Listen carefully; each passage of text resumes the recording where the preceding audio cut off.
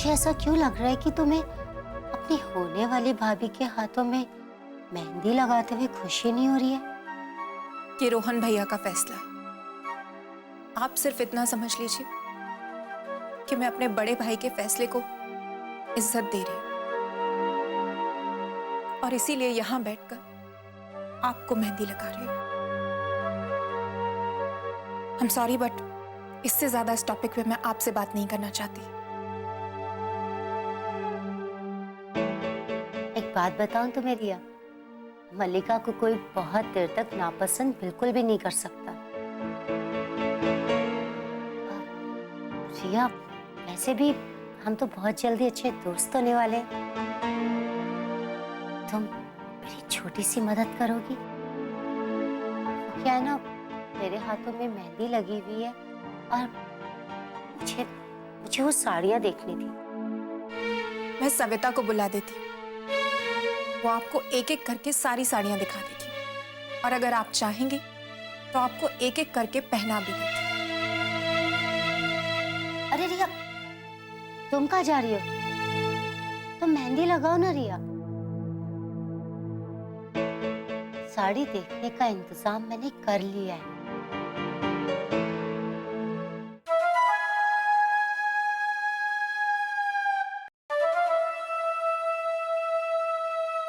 तुमने हमें बुलाया है मल्लिका? तमीज भूल गई हो क्या तुम? औकात में रह के बात करो। तुम मुझे तुम नहीं आप कह के बुलाओ, समझे तुम?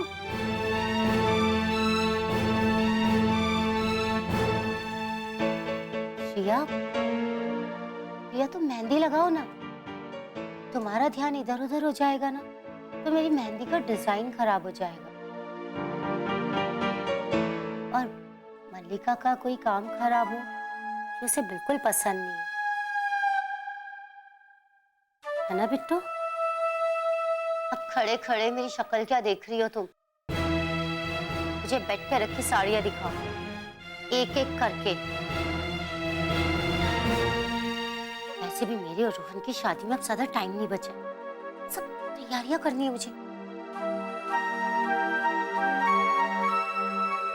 चलो जल्दी करो, दिखाओ साड़ियां मुझे।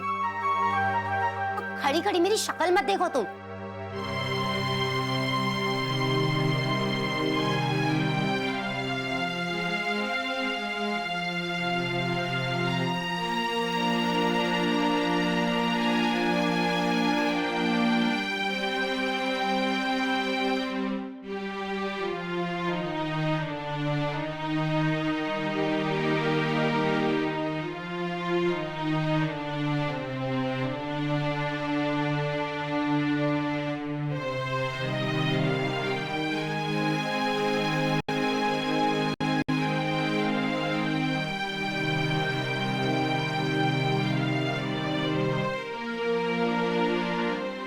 किसी काम की नहीं हो तुम, अनपढ़ गवार देहाती। मैं भी कहूं कि मुझे साड़ी अच्छी क्यों नहीं लग रही है? अच्छी लगेंगी भी कैसे? एक नौकरानी की हैसियत वाली लड़की मुझे महलों की साड़ियां दिखाएगी तो वो जचेंगी ही नहीं। रहने दो, तुम तो बस घर के कामकाज करने के लायक हो।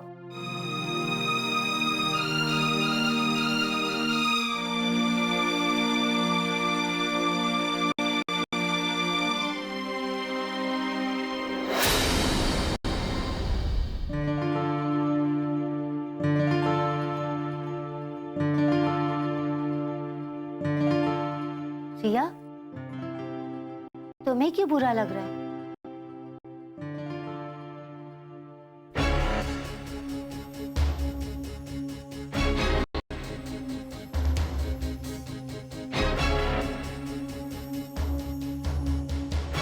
सच क्या है और झूठ क्या, मुझे इस बात से कोई फर्क नहीं पड़ता। चाहे रोहन भैया आपसे शादी कर रहे हो, लेकिन आप मेरे लिए मेरी भाभी कभी नहीं हो सकती।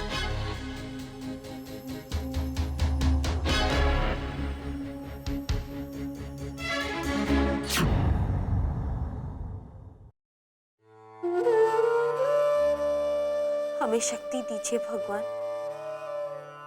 कि मलिका की दी हुई हर चोट, हर तकलीफ से हम लड़ सके और रोहन जी को और इस परिवार को खुशियां देने का जो फर्ज है हमारा,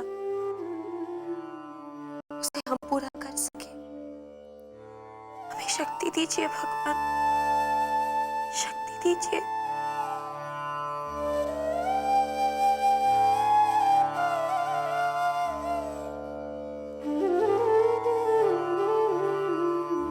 क्यों परेशान कर रही हो इन्हें?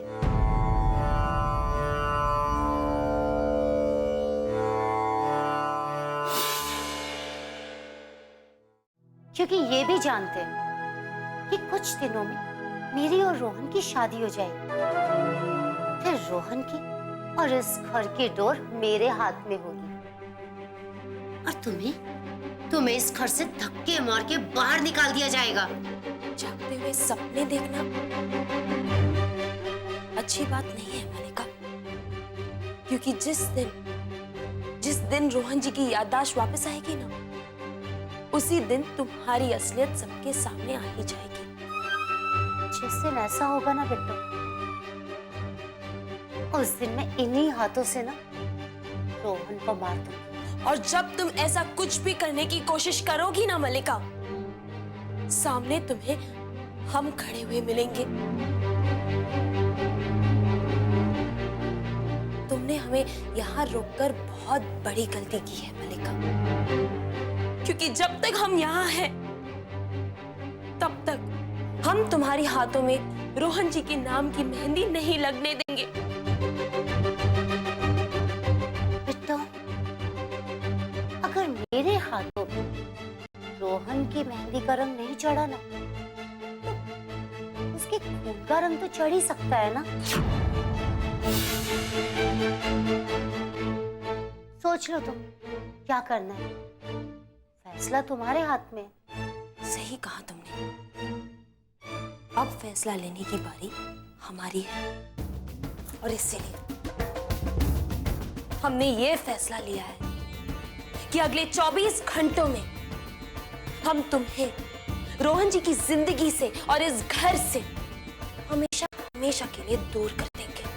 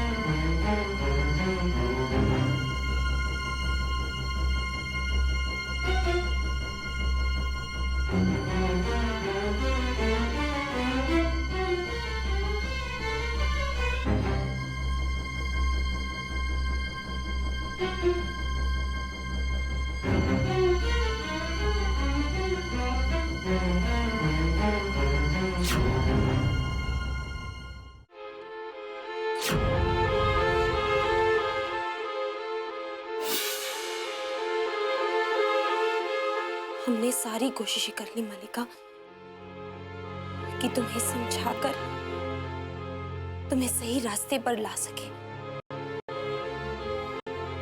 लेकिन अब इस खतरनाक खेल को रोकने के लिए हमारे पास इसके अलावा और कोई रास्ता नहीं है। मलिका नाम के जहर का इलाज जहर ही है, और हम इसे पीने के लिए भी तैयार है। कृष्ण भगवान ने भी यही कहा था कि बुराई से लड़ने के लिए और पाप का अंत करने के लिए अगर हथियार भी उठाना पड़े ना,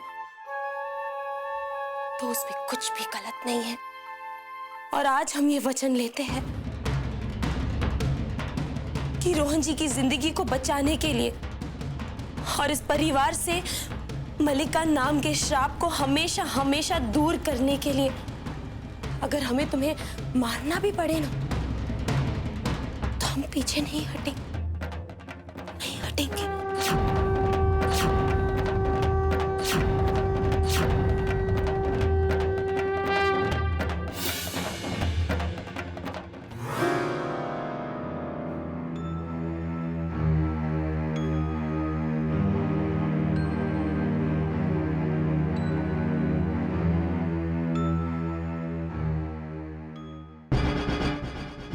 अरे बहू, क्या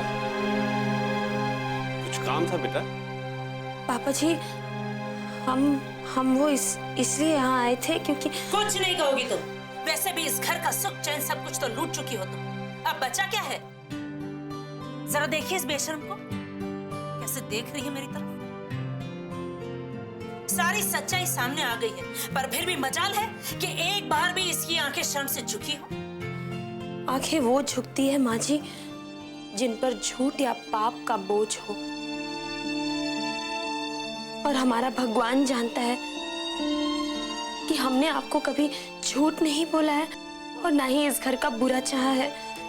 आज भी इन आंखों में इतनी हिम्मत है कि वो सर उठाकर किसी का भी सामना कर सकती है। अपनी औकात में रहो, यहाँ के मालिक हैं हम, इसीलिए सर हमेशा उठाकर नहीं झुकाकर जवाब दिया करो। और तुम एक बात सोच लो। बस, बात हो गया कामनी। तुम अभी जाओ बेटा यहां से, मैं तुमसे बाद में बात करूंगा। जी पापा जी।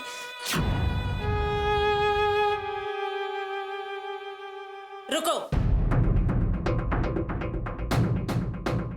इन्हें तुम पर भरोसा हो सकता है पर मुझे नहीं। बताओ क्या करना है तुम यहाँ? वो हम आज तो मैं तुम्हारी तलाशी लिए बगैर इस कमरे से नहीं जा रहे तुम। क्या पता कुछ चुरा वुरा के भागने की फिराक में हो तुम।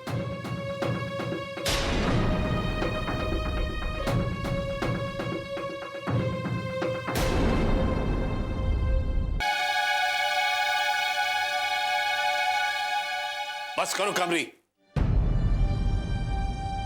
किसी से ऐसे पेश आया जाता है क्या?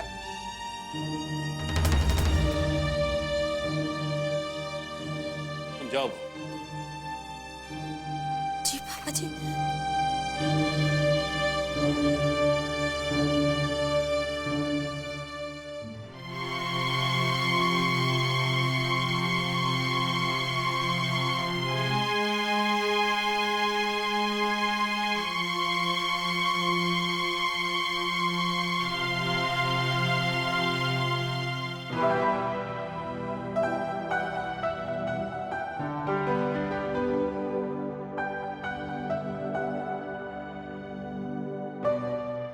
भाभी,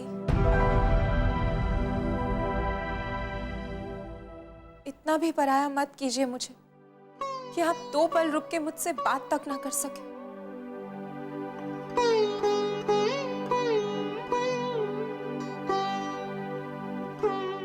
ऐसी कोई बात नहीं है रिया। अपने और पराये का फर्क हम अच्छी तरह से जानते हैं, और फिर हमारा रिश्ता इतना कच्चा भी तो नहीं है कि किसी के झूठे खेल की वजह से हम इतनी आसानी से उसे खत्म कर दें। जानती हूँ भाभी, जानती हूँ कि आपने इस घर का हर रिश्ता सच्चे दिल से निभाया, और शायद इसीलिए मुझे अपने आप पर और ज्यादा गुस्सा आ रहा है। मल्लिका आपको इतनी बातें सुनाती रही, आपको ताने देती रही, और मैं उसे कुछ नहीं कह पाई। वहां पर चुपचाप बैठी रही, देखती रही, सुनती रही। भाभी आप तो उसे जवाब दे सकती थी। रिया, कुछ बातों को सही समय आने पर जवाब देने में ही समझदारी होती है। और देखना, मलिका को उसके किए की सजा जरूर मिलेगी और बहुत जल्द मिलेगी। ये हमारा वादा है तुमसे। भाभी, चाहे मलिका इस घर की बहू बन जाए, लेकिन मेरे दिल में वो आपकी जगह कभी नहीं ले सकती। मेरे लिए मेरी भाभी हमेशा सिर्फ आप रहेंगी, सिर्फ आप।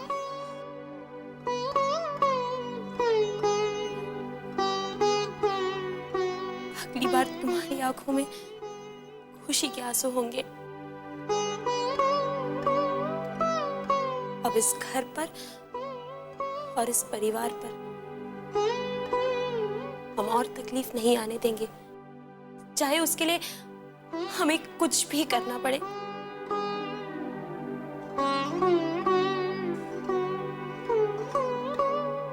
और हम ये बहुत जल्द साबित कर देंगे। हम मलिका को उसके मकसद में कभी कामयाब नहीं होने देंगे, कभी नहीं।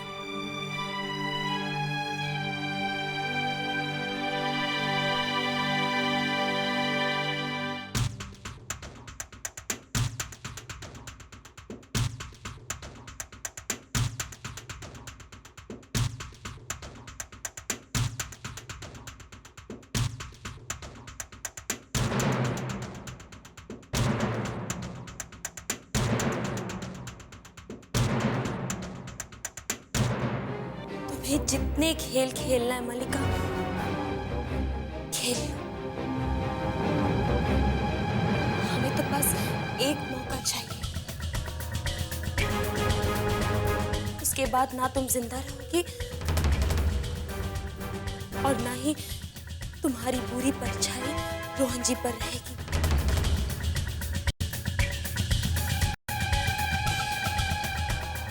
रोहन जी की पत्नी होने के नाते हमने अपनी जिंदगी उनके नाम कर दी है, और इसलिए हमारे साथ आगे क्या होगा हमें इसकी परवाह नहीं है। लेकिन आज के बाद तुम इस घर को और रोहन जी को और नुकसान नहीं पहुंचा पाओगी।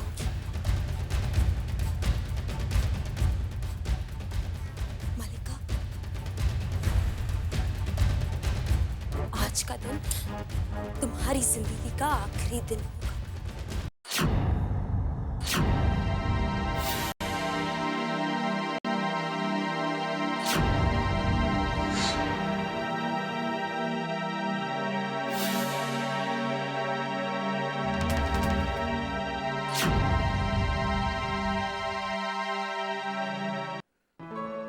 सविता, सविता, सविता, सविता, कहाँ हो तुम? जब जरूरत होती है ना, पता नहीं कहाँ मर जाते हैं सब। एक नजर नहीं आएगा इस घर में। हमने कभी किसी को कोई नुकसान नहीं पहुंचाया है, कभी नहीं चाहा कि हमारी वजह से किसी को भी चोट पहुंचे।